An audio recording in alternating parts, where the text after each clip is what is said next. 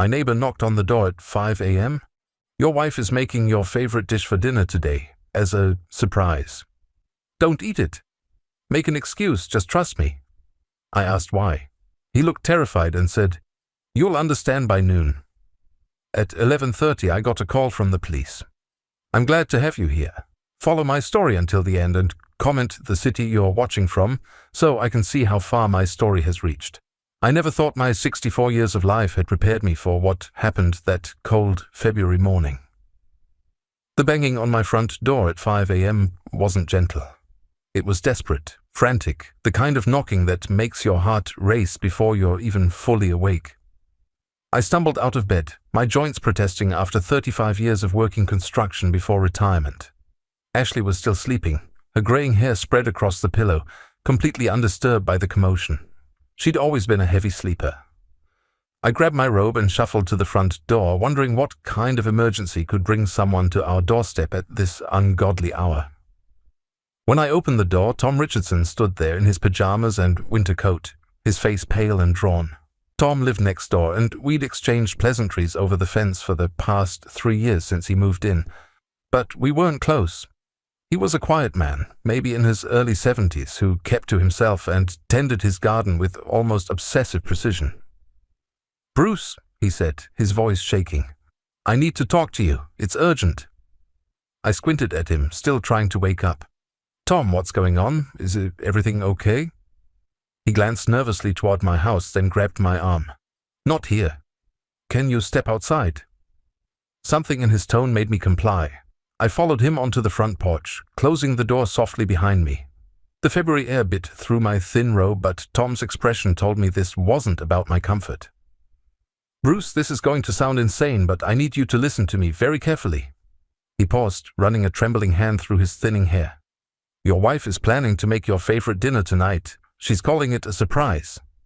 I stared at him, confused. "Okay, and that's a problem because?" "Don't eat it." His words came out sharp and desperate. "Whatever excuse you need to make, don't eat that food. Please, just trust me on this."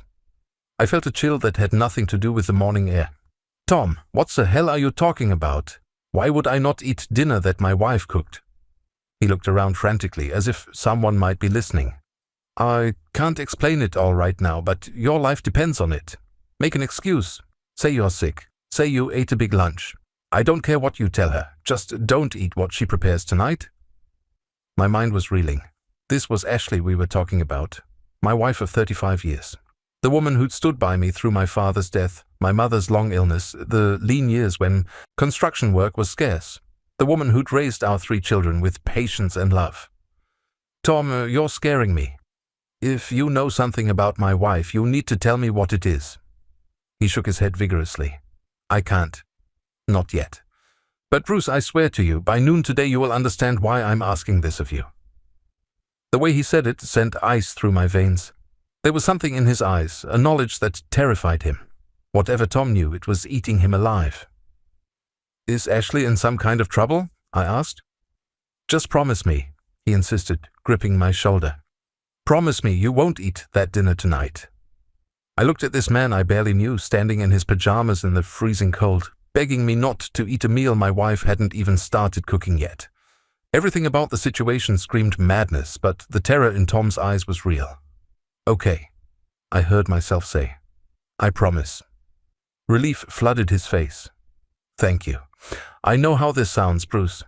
I know you think I've lost my mind, but by noon you'll understand." He turned and hurried back to his house, leaving me standing on my porch in the bitter cold, my mind spinning with questions.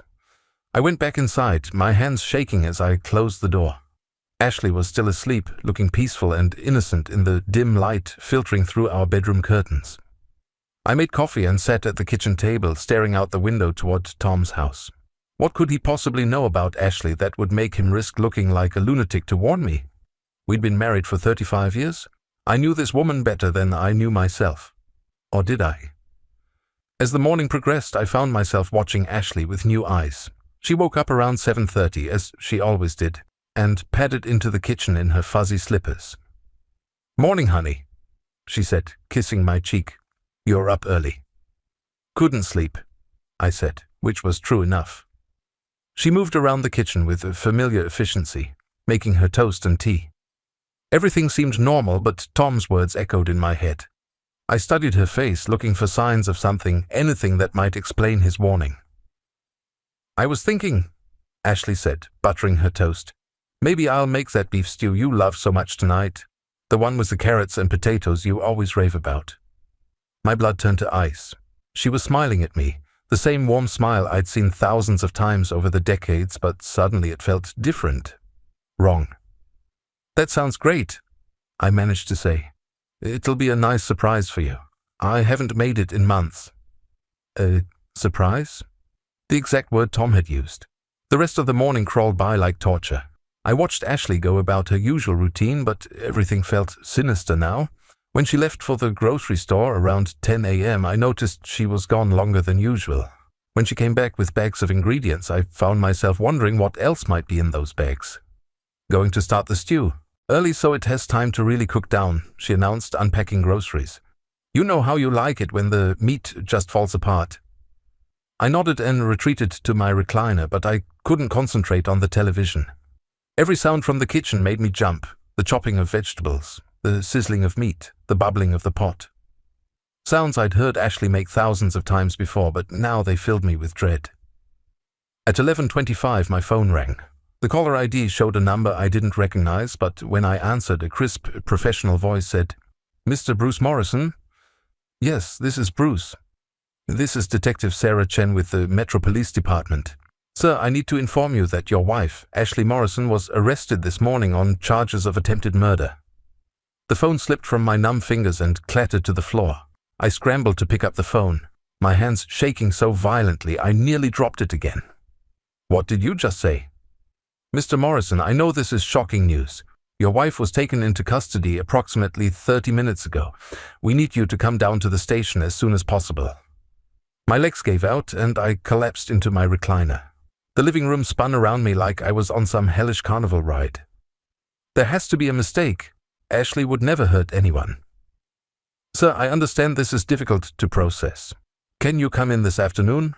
We have some questions and there are things you need to know." I managed to croak out an agreement before hanging up. The house felt different now, like the walls were closing in. The smell of Ashley's beef stew still wafted from the kitchen, but instead of comfort, it brought nausea. Tom's words echoed in my skull. "By noon today you'll understand." It was 11:45. I sat there in my chair, staring at the framed wedding photo on the side table. Ashley in her white dress, me in my rented tuxedo, both of us so young and full of hope. That was 35 years ago. I thought I knew everything about the woman in that picture.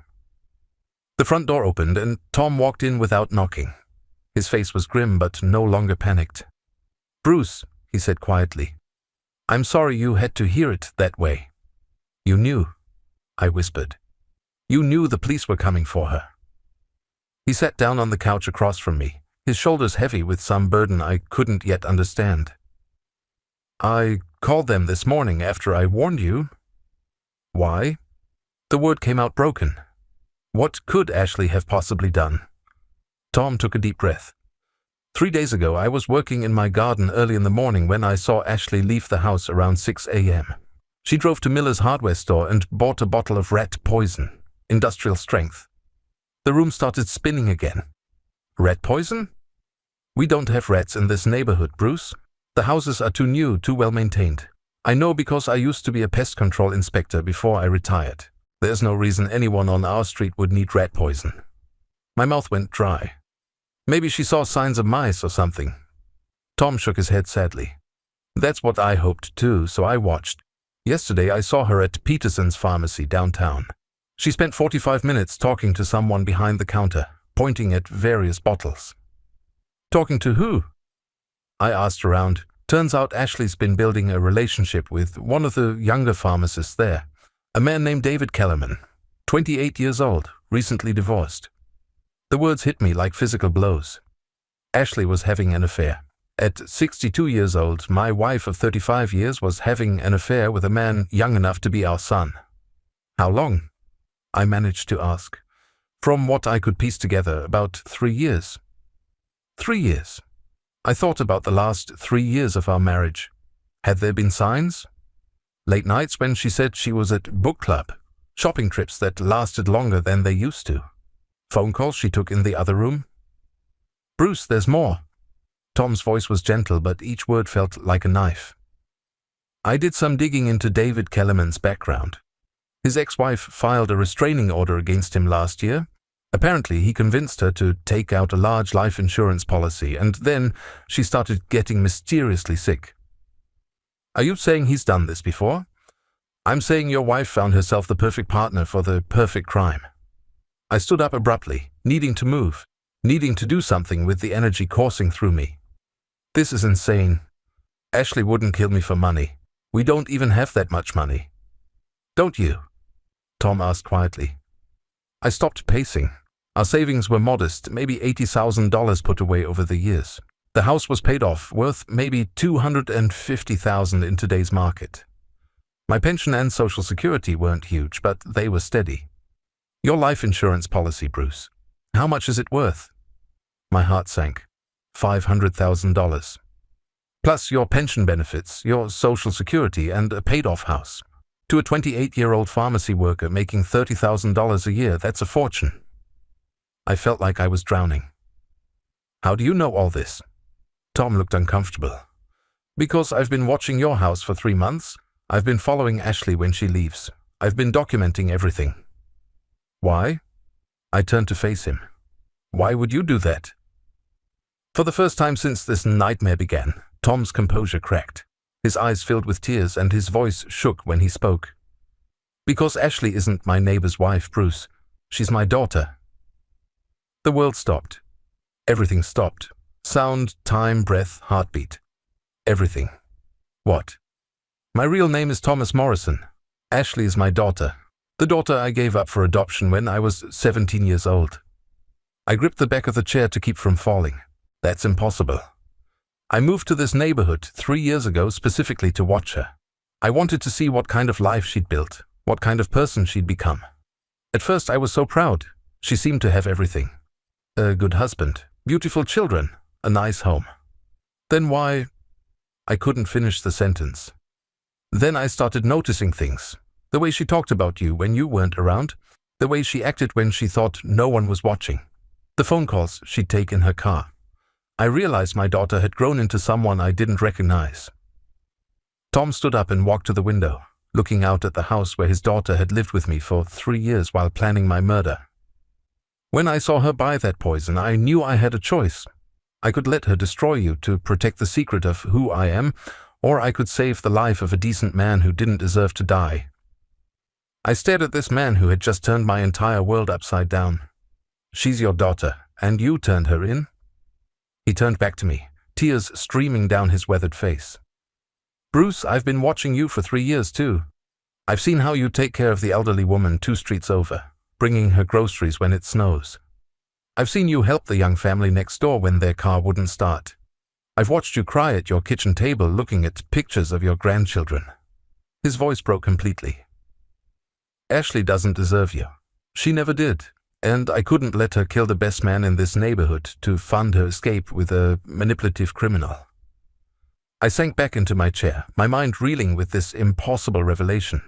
The man who had saved my life was Ashley's father. The woman who had tried to kill me was the daughter of the man who had saved me. There's something else you need to know, Tom said quietly.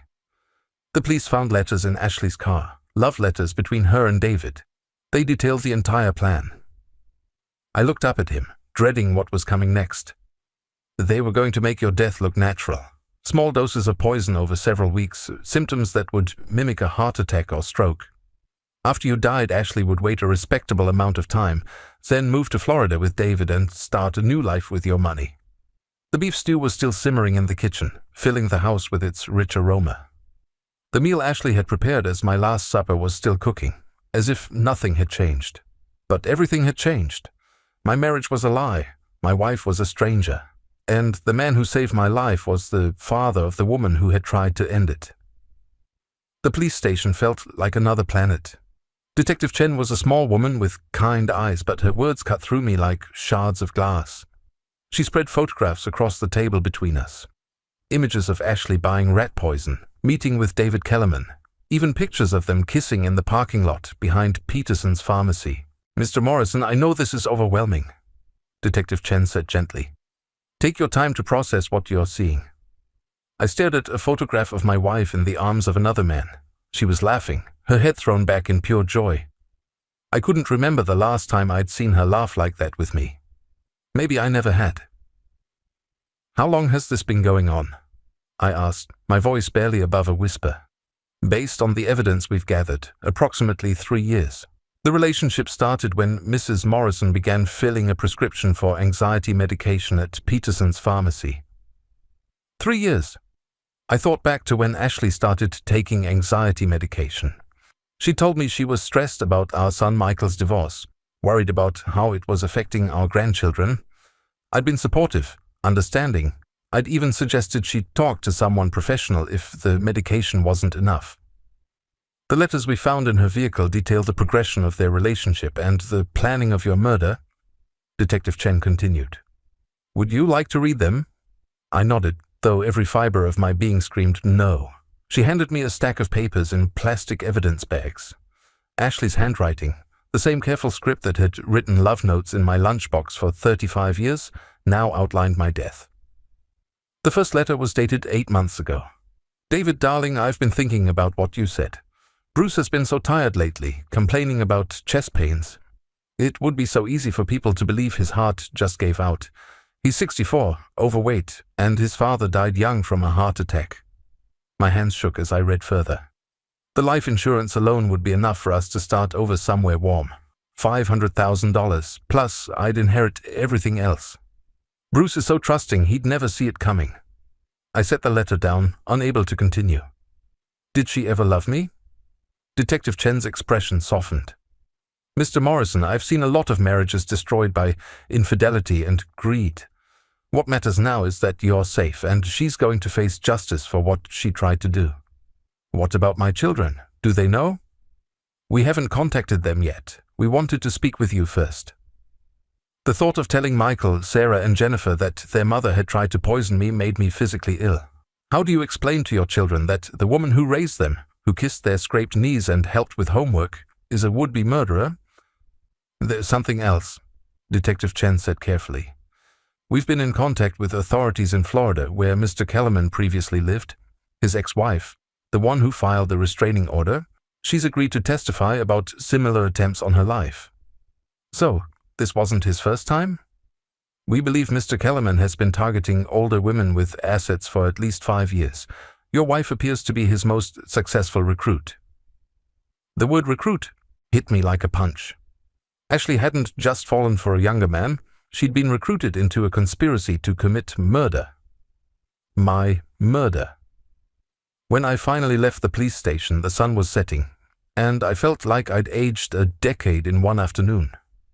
Tom was waiting for me in my driveway, sitting on the front steps of my house. How did it go? He asked.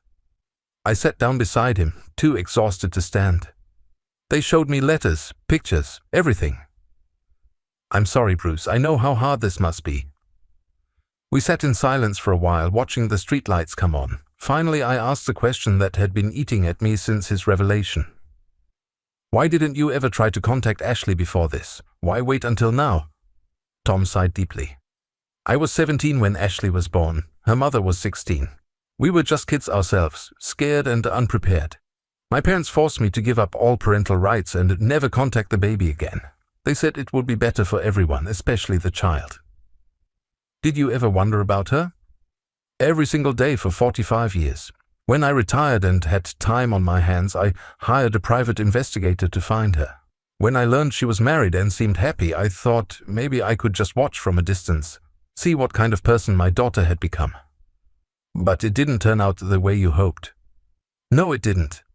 His voice was heavy with regret. The daughter I'd dreamed about for decades turned out to be someone I couldn't recognize, someone capable of murder for money. My phone buzzed with a text message. It was from our oldest son, Michael. Dad, we heard about Mom on the news. What the hell is going on? The news. Of course it would be on the news. Local woman arrested for attempted murder of husband. I could see the headlines already. I have to call my kids, I said, dreading the conversation. Bruce, before you do that, there's something else you should know. I turned to look at him, wondering what other revelation could possibly make this day worse. The letters the police found. Some of them talk about your children. Ashley and David discussed what to do about them after you died. My blood ran cold. What do you mean? Ashley was concerned that Michael might contest the will or ask too many questions about your sudden death. David suggested they might need to handle him too if he became a problem. The implication hit me like a freight train. Ashley hadn't just been planning to kill me. She'd been prepared to kill our son if he got in the way of her inheritance. I stood up abruptly, my legs unsteady. I need to call them. I need to warn them. The police already have David in custody, Tom said quickly. Your children are safe now. But were they really?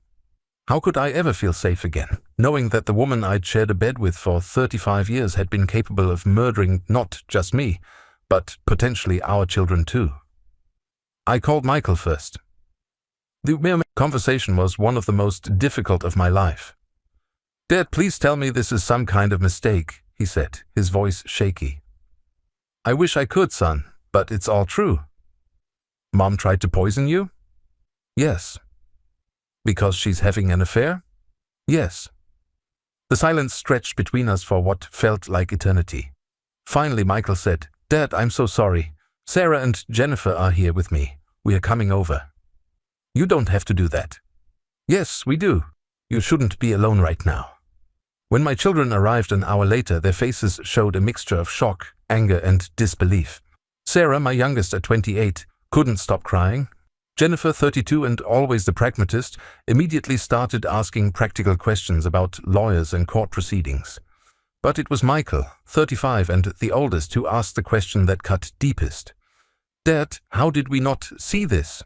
How did we not know what kind of person she really was? I looked at my 3 children, all successful adults with families of their own, and realized they were grappling with the same devastating truth I was. The woman we thought we knew had never really existed. The mother they remembered, the wife I'd loved, had been a carefully constructed lie. I don't know, I admitted. I don't know how we missed it. Sarah wiped her eyes and looked up at me. What are you going to do now, Dad? It was a simple question with an impossibly complex answer. What do you do when your entire adult life turns out to have been built on a lie? Where do you go when the person you trusted most in the world tries to murder you? I don't know that either, sweetheart, I said. I guess I'm going to have to figure out how to start over at 64. As my children surrounded me with hugs and promises of support, I caught sight of Tom through the kitchen window. He was in his backyard, tending to his garden in the dark, probably giving us space to process this nightmare as a family. But Tom was family too now, wasn't he? In the strangest possible way, the man who had saved my life had also become the only person who truly understood what I was going through. He'd lost a daughter the same day I'd lost a wife, and somehow in the midst of all this betrayal and pain, we'd found each other. The weeks following Ashley's arrest blurred together in a haze of lawyers, police interviews, and sleepless nights. My children tried their best to support me, but I could see the strain in their faces. They were dealing with their own grief and confusion about their mother, while also worrying about me falling apart completely. And I was falling apart. Every morning I woke up reaching for Ashley's side of the bed, forgetting for just a moment that she wasn't there. Then reality would crash over me like a cold wave, and I'd remember that she'd never really been there at all, not in the way I thought. 3 weeks after her arrest, I finally worked up the courage to go through Ashley's belongings. My children offered to help, but this was something I needed to do alone. I started with her dresser, looking through jewelry boxes and personal items, searching for some clue about who my wife really was. In the back of her jewelry drawer, hidden behind a stack of old birthday cards from the kids, I found a small leather journal. My hands trembled as I opened it, knowing I probably wouldn't like what I found inside. The first entry was dated 5 years ago. Bruce is getting older and more set in his ways. He falls asleep in his chair every night after dinner. Sometimes I watch him snoring and wonder what my life would be like if I'd never married him. My throat tightened as I read on. The children are grown and have their own lives now. They call out of obligation, not love. I feel invisible in my own family, invisible and trapped. I flipped through more pages, watching my wife's handwriting document the slow death of whatever love she'd once felt for me. Bruce gained 20 pounds this year. He doesn't even try to stay attractive anymore. When he touches me, I have to force myself not to pull away. The entries got worse. Much worse. She wrote about fantasizing about my death, about how much easier her life would be if I just disappeared. She calculated my life insurance payout down to the penny and listed all the things she'd do with the money. But it was an entry from 18 months ago that destroyed me completely. Met someone today who made me feel alive for the first time in years. David is everything Bruce isn't. Young, ambitious, passionate. When he looks at me, I remember what it feels like to be desired. I haven't felt this way since I was a teenager. I think I could love him. I slammed the journal shut and threw it across the room. It hit the wall and fell to the floor, pages scattered like dead leaves. For 35 years, I'd been living with a woman who despised me, who fantasized about my death, who felt trapped by our marriage. How had I been so blind? How had I missed every sign, every clue, every moment when her mask slipped? I called Tom that afternoon, needing to talk to the only person who might understand. "I found her journal," I said when he answered. "Oh, Bruce.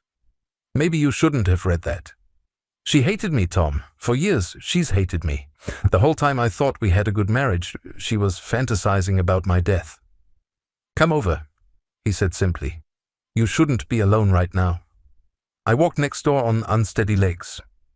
Tom's house was smaller than mine, tidy and sparse, the home of a man who'd lived alone for a long time. He made coffee and we sat at his kitchen table while I told him about the journal entries. "She wrote about feeling invisible," I said. "But I never ignored her. I always tried to include her in everything." "Bruce, you can't blame yourself for her choices." "Can't I? What kind of husband was I really? Maybe if I'd been more attentive, more romantic, more exciting." "Stop." Tom's voice was firm. "I've been watching you for 3 years, remember?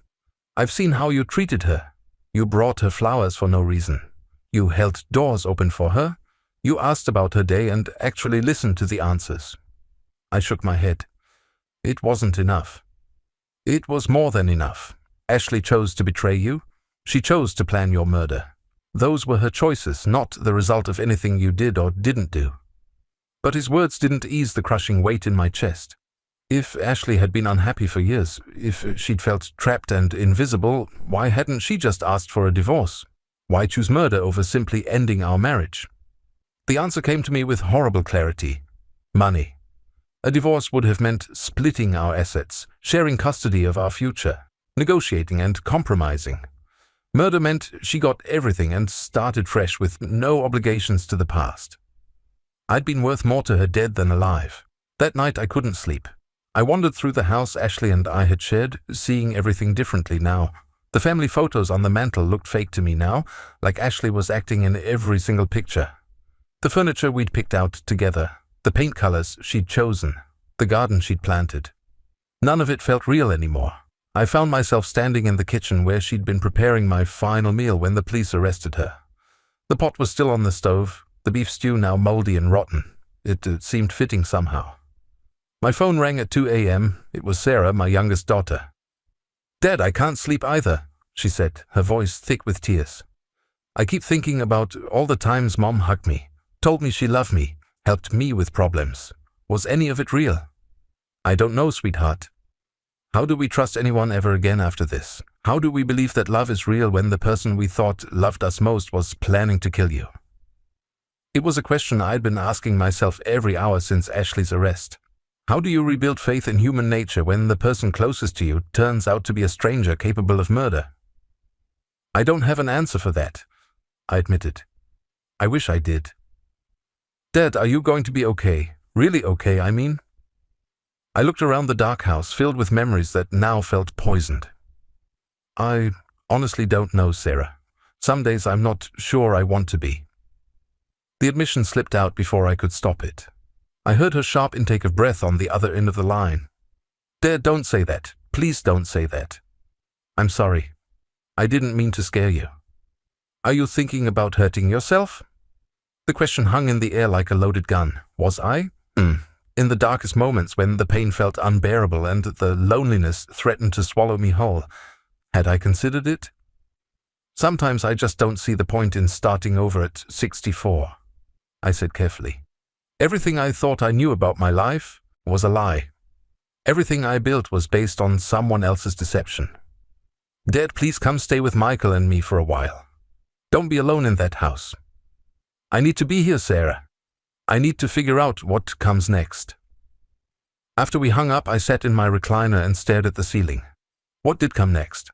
I was 64 years old, about to be divorced, with a life story that sounded like something from a made-for-TV movie. Who would want to start a friendship or relationship with a man whose wife had tried to poison him? The loneliness was suffocating. For 35 years, Ashley had been my companion, my confidant, my closest friend. Even if it had all been an act on her part, it had been real for me. I'd shared every thought, every hope, every fear with someone who secretly despised me. How do you recover from that kind of betrayal? How do you learn to trust again when the person you trusted most in the world was your would-be murderer? I closed my eyes and tried to imagine a future. Maybe I'd sell the house and move somewhere new. Maybe I'd travel, see the places Ashley and I had talked about visiting but never did. Maybe I'd find some kind of peace in solitude. But peace felt impossible when every memory was now suspect. Had Ashley really enjoyed our anniversary dinners, or had she been fantasizing about my death while we toasted our marriage? Had she meant it when she said she was proud of me, or had those words been carefully chosen manipulations designed to keep me compliant and unsuspecting? A soft knock at the front door interrupted my spiral into despair. It was 3:30 in the morning. Who would be knocking at this hour? I opened the door to find Tom standing there in his pajamas and robe, holding 2 cups of hot tea. "Saw your lights on," he said simply. "Figured you could use some company." As I looked at this man who had saved my life, who had sacrificed his own daughter to protect me, who had become the only person who truly understood my pain, I felt the first spark of something that wasn't despair. Maybe I wasn't as alone as I thought. Maybe somehow there was still hope for redemption in this nightmare. Tom's presence at my door at 3:30 in the morning became the turning point I didn't know I needed. We sat in my living room, sipping tea in comfortable silence, and for the first time since Ashley's arrest, I didn't feel completely alone with my pain. "I've been thinking about something," Tom said eventually. "About what you said on the phone earlier, about not seeing the point in starting over at 64. I set down my cup, not sure I was ready for another difficult conversation. "I felt the same way when my wife died 8 years ago," he continued. "We'd been married for 42 years. Cancer took her slowly, and by the end I was exhausted from watching her suffer. But after she died, the silence in the house was unbearable." I looked at him with new understanding. "You've been alone? For 8 years?" "Yes and no. I chose to be alone because I thought that was what grief required. But loneliness and solitude aren't the same thing, Bruce. Loneliness is what you're feeling right now. The sense that nobody understands what you're going through. Solitude is what I chose. The peace of being by yourself without feeling abandoned." His words resonated deeper than I expected. How do you get from one to the other? You start by accepting that your old life is over. Completely over. And then you decide whether you want to build a new one. Over the following days, Tom became my lifeline. He'd appear at my door each morning with coffee and the newspaper, and we'd sit on my porch discussing everything except Ashley and the trial preparations. He told me about his career as a pest control inspector, about the places he'd traveled with his late wife, about the hobbies he'd taken up since retiring. "What did you do before Ashley?" he asked one morning. The question caught me off guard. "What do you mean?" "I mean, who were you before you became half of a couple?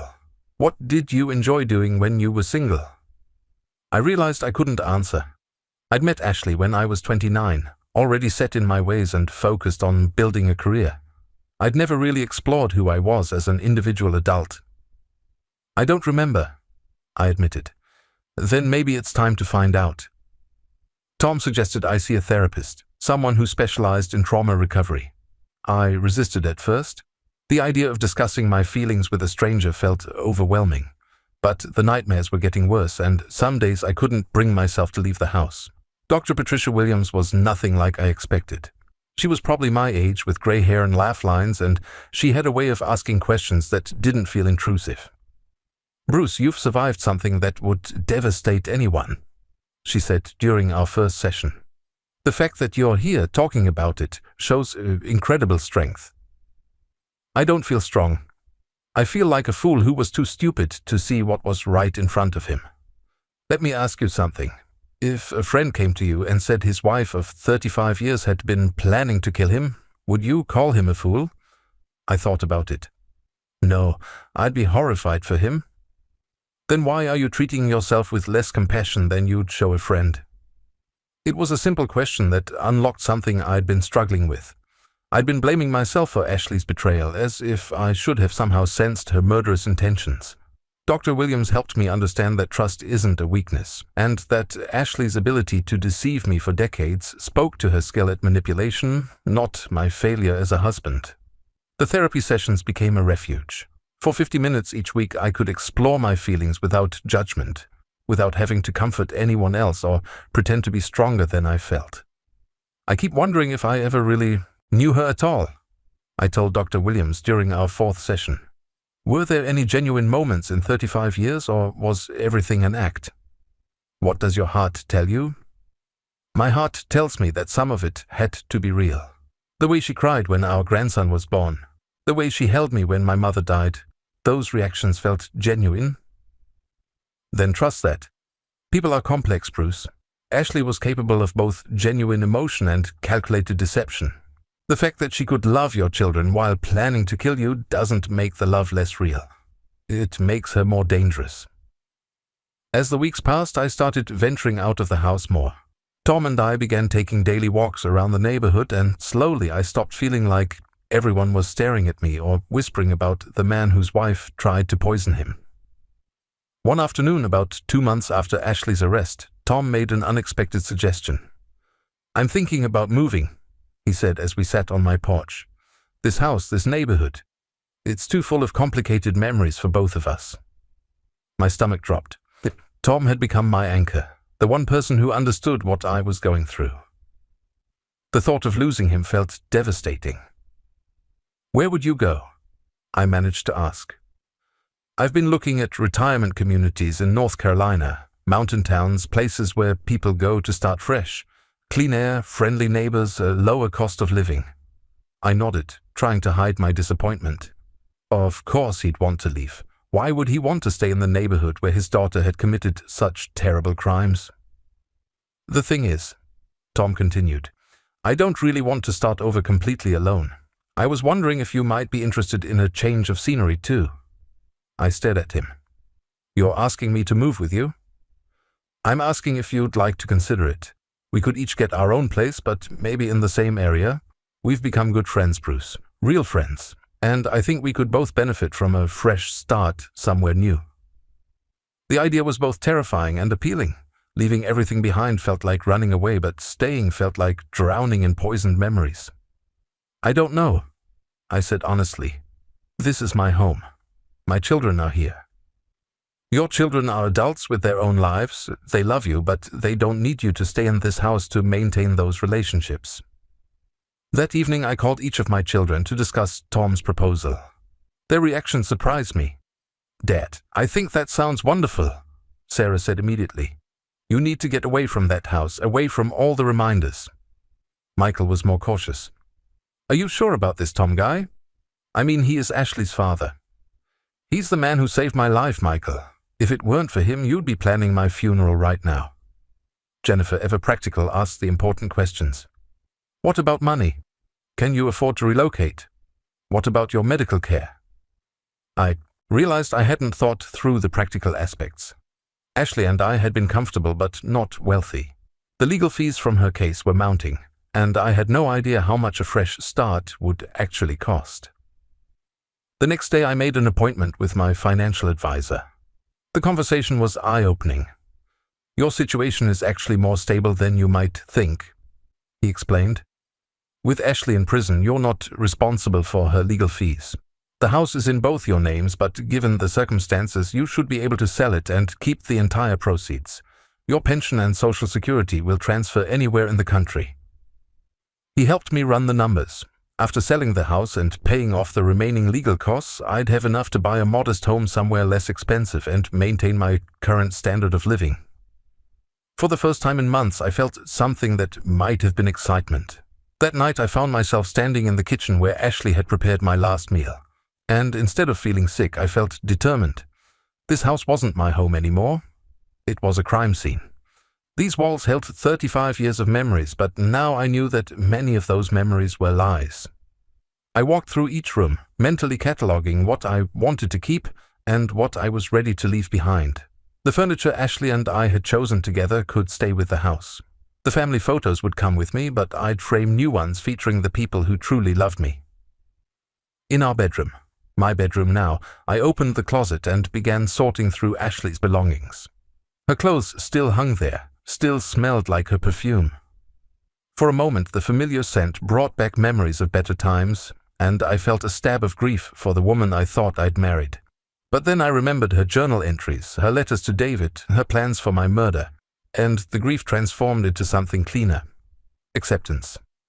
Ashley Morrison, the woman I'd loved for 35 years, had never really existed. She'd been a carefully constructed character designed to keep me compliant and unsuspecting while she lived her real life in secret.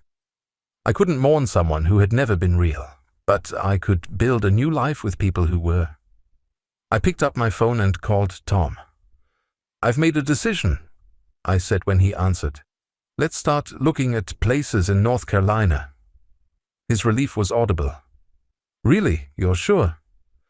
"I'm sure. It's time to find out who Bruce Morrison is when he's not being manipulated and deceived." "Bruce," Tom said quietly, "I think you're going to like the man you discover." For the first time in months, I thought he might be right.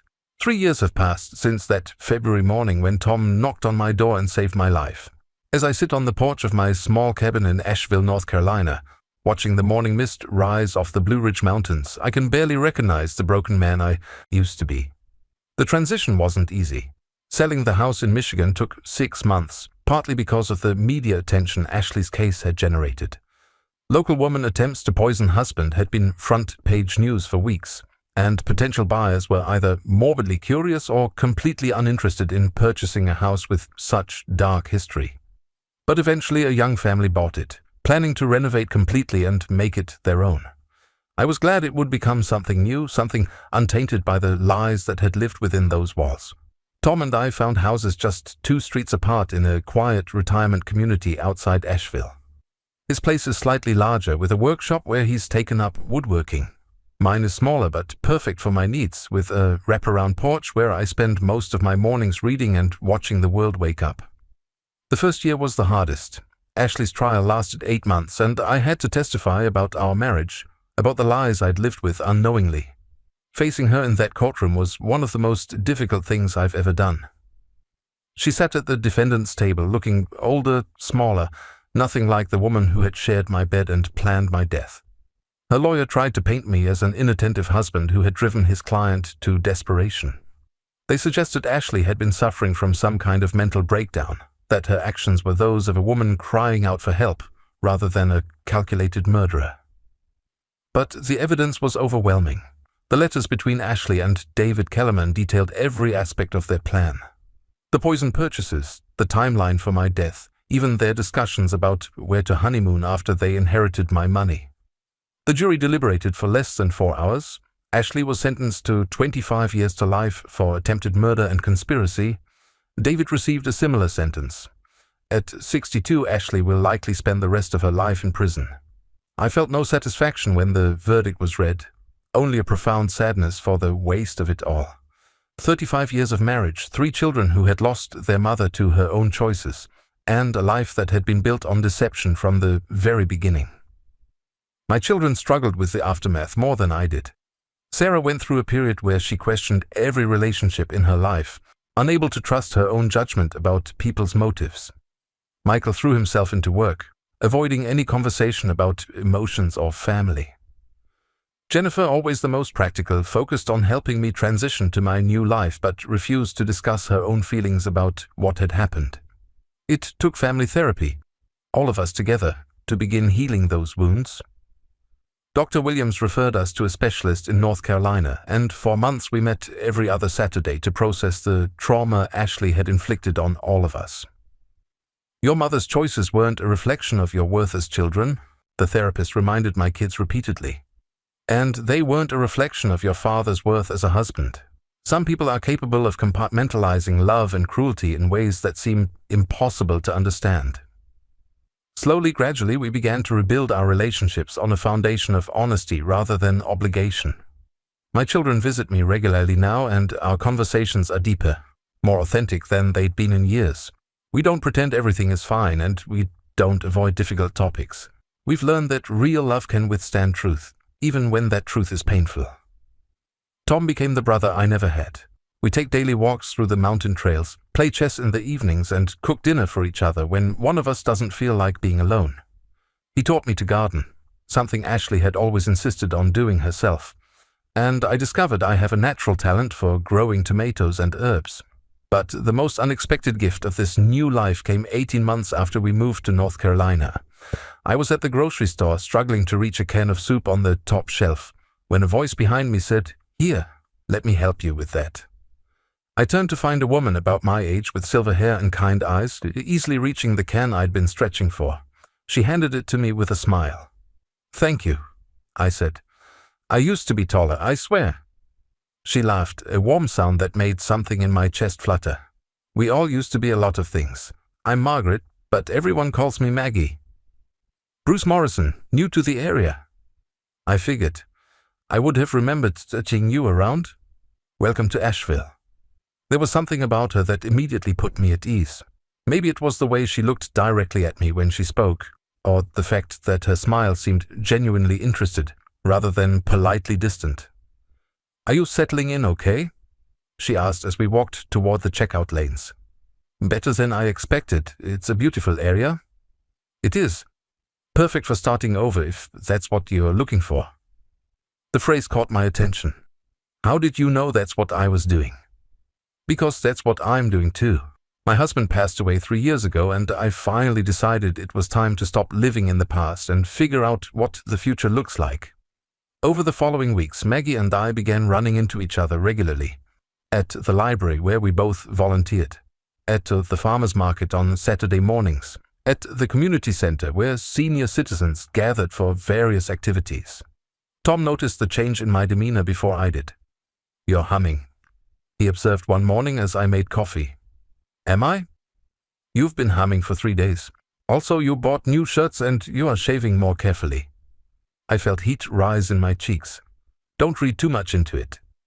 "Bruce, there's nothing wrong with being interested in someone. You're allowed to be happy." The idea of romantic happiness felt foreign after everything I'd been through with Ashley. How could I trust my judgment about women when I'd been so completely deceived for 35 years? Dr. Williams, who I still saw monthly for maintenance sessions, helped me work through these fears. "Bruce, what happened with Ashley wasn't about your inability to judge character. It was about her exceptional ability to deceive. Those are very different things." "But what if I'm wrong again? What if I'm just a mark for women who see an easy target?" "Then you'll deal with that if it happens, but you can't let Ashley's betrayal prevent you from ever trusting again. That would mean she won, even from prison." It took 6 months of friendship before I worked up the courage to ask Maggie to dinner. We went to a small Italian restaurant in downtown Asheville, and I was so nervous I could barely eat. "Bruce," she said halfway through the meal, "you seem like you're waiting for bad news. Is everything okay?" I set down my fork and made a decision to be honest. "I'm out of practice at this. My marriage ended badly, and I haven't dated anyone in 36 years. "How badly did it end?" I took a deep breath. "My wife tried to poison me." Maggie's eyes widened, but she didn't pull back or make excuses to leave. "That must have been terrifying." It was, but it also taught me something important about the difference between love and manipulation. Which is? Love doesn't require you to be blind. Real love thrives on honesty, even when the truth is difficult. She reached across the table and touched my hand. "I'd like to hear that story sometime if you're willing to share it." And slowly, carefully, I told her everything About Ashley's betrayal, about Tom's rescue, about the trial and the therapy and the long journey to rebuild my sense of self. Maggie listened without judgment, asking gentle questions and offering comfort when the memories became painful. When I finished, she was quiet for a long moment. "Thank you for trusting me with that," she said finally. "I can see why you'd be cautious about relationships. Are you running for the hills yet?" She smiled. "Actually, I'm impressed.